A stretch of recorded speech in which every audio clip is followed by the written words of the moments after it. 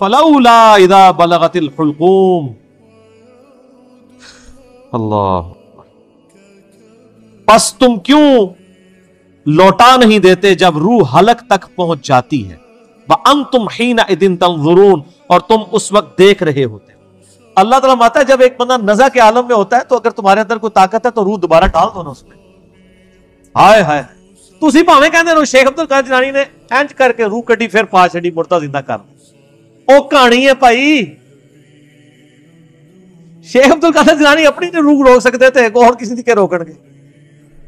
اللہ تعالیٰ فرماتا ہے جب تم نزع کے عالم میں ایک مردے کے پاس بیٹھے ہوتے ہو اور اس کی روح نکل رہی ہوتی ہے تو کیوں نہیں ڈال دیتے دوبارہ.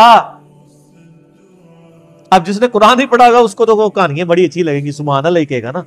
ہم سنیں گے تو ہم کہیں گے لعنت اللہ علی الکاذبین، جھوٹوں پہ اللہ کی لعنت. کیوں نہیں لٹا دیتے جب روح حلق تک پہنچ جاتی ہے. وانتم حینئذ تنظرون، اور تم اس وقت بیٹھے دیکھ رہے ہوتے ہو. ونحن اقرب الیہ منکم ولکن لا تبصرون، اور ہم اس مرنے والے شخص کے تم سے بھی زیادہ قریب ہوتے ہیں لیکن تمہیں نظر نہیں آتے. ہائے ہائے ہائے، ہم اس وقت تم سے بھی زیادہ اس کے قریب ہوتے ہیں. نحن اقرب الیہ من حبل الورید، اللہ ہماری رگے جان سے بھی زیادہ ہمارے قریب ہے. اور ظاہر ہے موت کے وقت تو واقعی سب کچھ نظر آ جاتا ہے نا.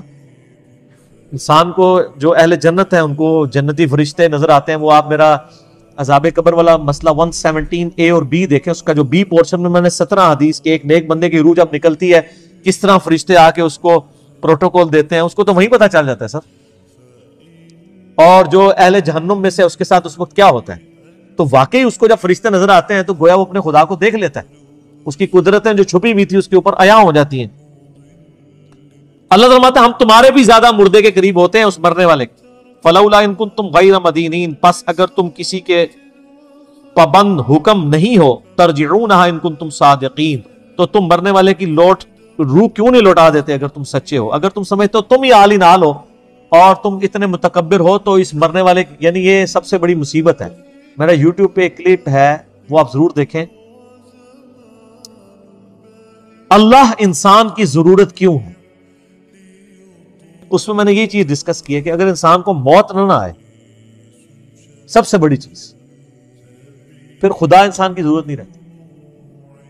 اور اگر انسان کو کوئی پریشانی نہ آئے، خدا انسان کی ضرورت نہیں رہتی.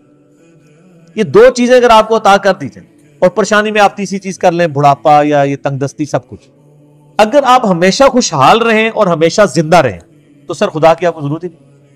تو اللہ تعالیٰ نے موت ہی ایک تلوار لٹکائی. اللہ تو ہمارے زندہ کر کے بتاؤ نا، اب یہ مر کے تو ہمارے پاس آیا تو ہمیں اس کے ساتھ جو کریں گے وہ کریں گے. فَأَمَّا إِن كَانَ مِنَ الْمُقَرَّبِينَ، اب وہ مرنے والا اگر تو ہوا اللہ کے نیک بندوں میں، فَرَوْحٌ وَرَيْحَانٌ وَجَنَّةُ نَعِيمٌ، تو اس کے لیے تو پھر خوشبودار غذائیں اور سرور والی جنت ہوگی.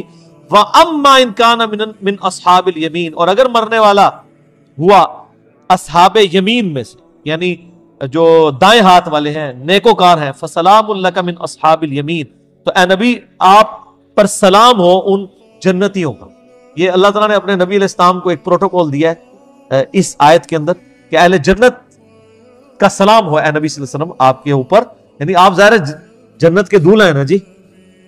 وَأَمَّا إِن كَانَ مِنَ الْمُكَذِّبِينَ، اور اگر وہ مرنے والا ہوا گناہگار، گمراہ، جھٹلانے والا، المکذبین الضالین، رائے حق سے بھٹکنے والا، فَنُزُلٌ مِّنْ حَمِيمٍ، تو اس کی پھر مہمان نوازی ہوگی کھولتے ہوئے پانی سے، وَتَصْلِيَةُ جَحِيمٍ، اور داخل ہونا پڑے گا اسے بھڑکتی ہوئی دوزخ کی آگ میں. إِنَّ هَذَا لَهُوَ حَقُّ الْيَقِينِ، بے شک جو ہم تم سے بیان کر رہے ہیں یہ حق ہے، یقیناً ایسا ہی. سر یہ ہے بات، آخرت کے اوپر یقین کرنا ضروری ہے اپنا قبلہ درست کرنے کے. اسی لیے دیکھیں قرآن کے سٹارٹ میں آیا ہے اللہ پر ایمان، لیکن آخرت کا جب ذکر ہے وَبِالْآخِرَةِ هُمْ يُوقِنُونَ، آخرت پہ یقین ہوگا تو انسان کا قبلہ درست ہوگا. تو اللہ تمہارا یہ کوئی سٹوری بک نہیں ہے جو میں پڑھ رہا ہوں، یہ آپ کو قیامت کے دن کی ویڈیو پہلے ہی چلا کے بتا رہا ہوں. فَسَبِّحْ بِاسْمِ رَبِّكَ الْعَظِيمِ، تو اے نبی علیہ السلام پاکی بیان کیجئے اپنے رب کے نام کی جو بڑی عظمت والا ہے. الحمدللہ.